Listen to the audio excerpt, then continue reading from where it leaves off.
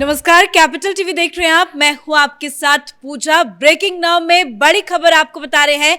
NCP में बड़े बदलाव की खबर सामने आई है। 2 नए कार्यकारी अध्यक्ष की घोषणा की गई है। इसकी घोषणा खुद शरद पवार ने की है। सुप्रिया सुले और प्रफुल्ल पटेल को नए कार्यकारी अध्यक्ष बनाया गया है, पर सबसे बड़ा झटका ये अजीत पवार के लिए है। इस बड़ी खबर पे मेरे साथ न्यूज रूम से जुड़े हुए हैं कैपिटल टीवी के editor in chief doctor Manish Kumar. अचानक से शरद पवार का ये बड़ा फैसला क्यों? देखिए, शरद पवार इन्होंने अपने उत्तराधिकारी की घोषणा कर दी और अजित पवार को बाकायदा एलिनेट कर दिया।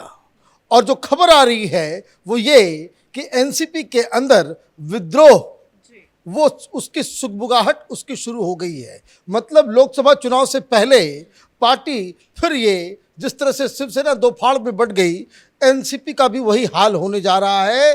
क्योंकि जैसे ही ये घोषणा होती है, वहां मौजूद अजीत पवार वो वहां से कार्यक्रम के खत्म होने का इंतजार नहीं करते, वो वहां से चले जाते हैं। रास्ते में उनसे पत्रकार पूछते भी हैं, लेकिन वो बिना बताए हुए वो वहाँ से आगे निकल जाते हैं, वहाँ से वो चले जाते हैं। यहाँ कार्यक्रम घोषणा के बाद सेलिब्रेशन, बैंड बाजा सब कुछ हो रहा था, लेकिन उसका हिस्सा अजीत दादा वो नहीं थे। अब क्या है इसके ऊपर आएंगे, लेकिन जिस तरीके की कलाबाजी शरद पवार ने की है, उन्होंने 2 काम किया। एक, अपनी बेटी को उत्तराधिकारी भी बना दिया, और दूसरी तरफ कि परिवारवाद का कोई आरोप न लगे उसके लिए एक चेहरा प्रफुल्ल पटेल के रूप में बगल में बिठा दिया। क्या क्या जिम्मेदारी दी गई है उससे ही सारी बातें समझ में आ जाती है कि किसको क्या काम दिया गया है। लेकिन एक जो खबर, उसका जो मूल सार है, हिंदुस्तान के तमाम पॉलिटिकल वर्कर्स को ये बात समझने की आवश्यकता है। पारिवारिक पार्टी पारिवारिक नियम कानून से ही चलती है। बाप के ऊपर अधिकार उनके बच्चों का ही होता है। चाचा नहीं बनते, भतीजा नहीं बनता, बहन का लड़का नहीं बनता।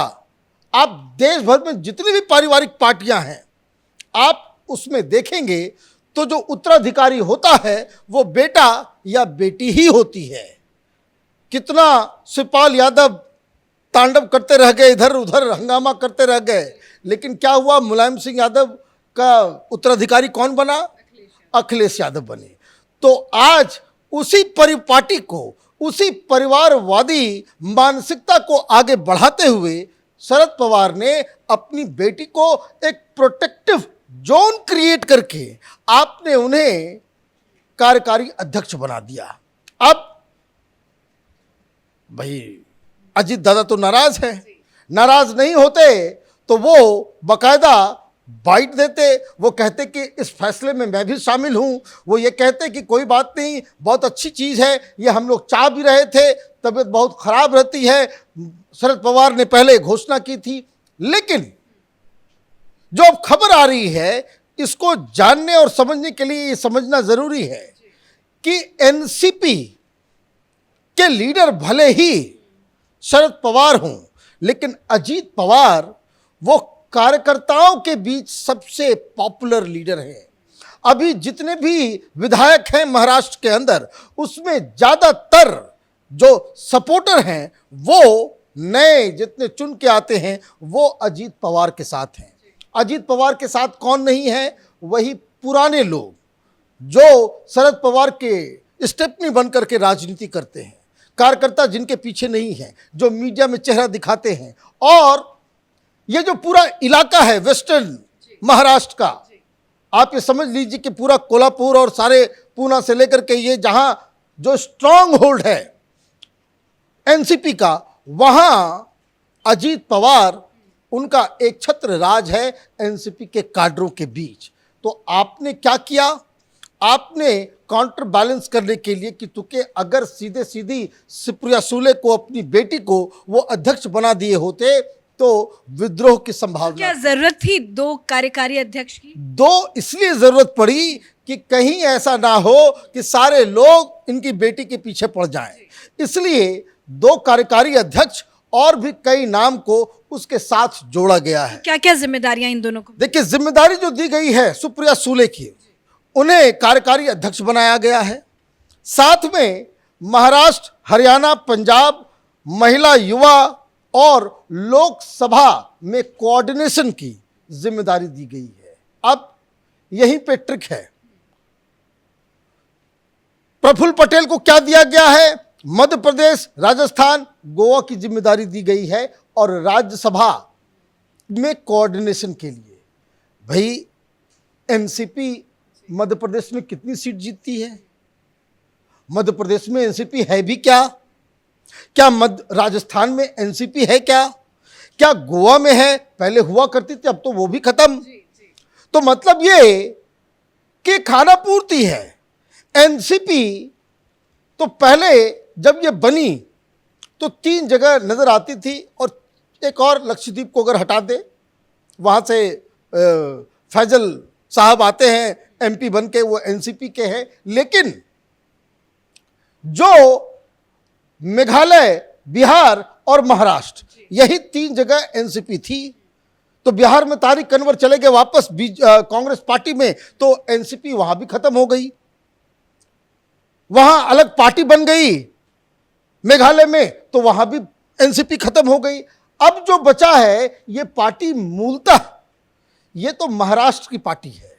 तो जो महाराष्ट्र में जिसको जिम्मेदारी दी जाएगी और जो अध्यक्ष होगा वही तो सब कुछ डिसाइड करेगा। और ये शक्ति किसको दी गई है? बेटी को। तो महाराष्ट्र की पार्टी, महाराष्ट्र की जिम्मेदारी और पूरे पार्टी की भी जिम्मेदारी अपनी बेटी को उन्होंने थमा दिया। एक सुनील तटकरे हैं, वो राष्ट्रीय महासचिव बनाया गया है। उड़ीसा, बंगाल, किसान, अल्पसंख्यक विभाग के प्रभारी। भाई, ये सब जगह पे तो है नहीं, लेकिन आपने क्या किया? आप एक सपोर्ट बेस साथ में खड़े कर दे रहे हो। जितने लोग आप देखेंगे कि जो मीडिया में बयान देने वाले बहादुर, सब लोग वापस आकर के अपना अपना वीडियो जारी कर रहे हैं कि बहुत बढ़िया फैसला, सुप्रिया ताई चल रहा है। लेकिन जो पार्टी के कार्यकर्ताओं का ओरिजिनल लीडर है वो उसको साइड लाइन कर दिया गया है। तो पारिवारिक पार्टी में तो यही होगा। अब आगे क्या? आगे बहुत चुनौती है। रीजन कि अगर आप महाराष्ट्र में सुप्रिया सूले को इंचार्ज बनाते हैं तो इसका मतलब है कि वो अपने हिसाब से उम्मीदवारों को तय करेगी। इस बात को वो जाने, और सुप्रिया सूले और अजीत दादा के बीच उस तरह के मधुर संबंध नहीं है। तो अजीत पवार का क्या रोल होगा अब आगे? अब अजीत पवार का जो अब तक का जो ट्रैक रिकॉर्ड रहा है, ये एनसीपी के उन नेताओं में से हैं, उनमें प्रफुल्ल पटेल का भी नाम है, जो इस बात को मानते हैं कि इट इज हाई टाइम कि एनसीपी को भारतीय जनता पार्टी के साथ मिलकर गठबंधन में आना तो चाहिए। क्या माना जाए, जिस तरह से अजीत पवार को अध्यक्ष पद का दावेदार माना जा रहा था, लेकिन जिस तरह से अब उन्हें साइडलाइन कर दिया गया है, अब वो विद्रोह करेंगे? देखिए, उसके अलावा कोई चारा नहीं है। उसके अलावा अजीत पवार के पास कोई चारा नहीं है। दिक्कत यह है कि कल एनसीपी किसी गठबंधन में जाती है, उप मुख्यमंत्री या मुख्यमंत्री कौन बनेगा? सुप्रिया सूले बनेंगी या अजीत पवार बनेंगे? अजीत पवार के कोई नेशनल एम्बिशंस नहीं है अभी तक। वो शुरुआती दौर से वो कभी एमपी का वो चुनाव नहीं लड़ते। वो तो यही बंटवारा था अब तक कि शरद पवार पार्टी के लीडर होते थे, महाराष्ट्र की सारी जिम्मेदारी अजीत पवार के पास, और लोकसभा, राज्यसभा जो दिल्ली में जो पॉलिटिक्स करने के लिए जो जरूरत होती थी वो सुप्रिया सूले करती थी। महाराष्ट्र की चीज़ों में सुप्रिया सूले का कोई भी हस्तक्षेप नहीं होता था। आपने क्या किया? महाराष्ट्र का इंचार्ज बना दिया, अध्यक्ष भी बना दिया। तो ये सारी चीज़ें अगर सब कुछ ठीक होता तो इसका तरीका यही होता कि आप ये घोषणा करते कि 3-3 कार्यकारी अध्यक्ष हों महाराष्ट्र, और अजीत दादा देखेंगे महाराष्ट्र को और बाकी लोग देश के अलग अलग राज्यों को तो बना सकते थे, तो तीसरा भी बन सकता था। लेकिन आपको ये तो पारिवारिक बंटवारा है। जो बाप का है वो बेटा और उसकी या बेटी का होगा। तो ये तो बाकायदा अजीत पवार के साथ जो छल हुआ है और जो इनका मूड है, वहां अजीत पवार के लोग नजर नहीं आ रहे हैं। अजीत पवार वहां वेन्यू से वो उठ के चले गए, तो इसका मतलब साफ है कि विद्रोह की बिगुल जो है वो एनसीपी के अंदर बच चुका है। अब वहां विद्रोह जो है किस तरीके से शांत ये लोग करेंगे, ये आगे देखना होगा। धन्यवाद जानकारी के लिए। तो एनसीपी में बड़ा बदलाव किया गया है। हालांकि कुछ दिनों पहले ही शरद पवार ने अपने पद से इस्तीफा दे दिया था। उसके बाद कार्यकर्ताओं के मनाने के बाद हालांकि उन्होंने अपना इस्तीफा वापस ले लिया था, लेकिन आज एक बड़ी खबर सामने आई और इसका ऐलान खुद शरद पवार ने किया है। सुप्रिया सुले और प्रफुल्ल पटेल को नए कार्यकारी अध्यक्ष बनाया गया है, लेकिन ये फैसला अजीत पवार के लिए बहुत बड़ा झटका है। इस बड़ी खबर में मेरे साथ फिलहाल इतना ही। कैमरा पर्सन रवि के साथ मैं पूजा, कैपिटल टीवी।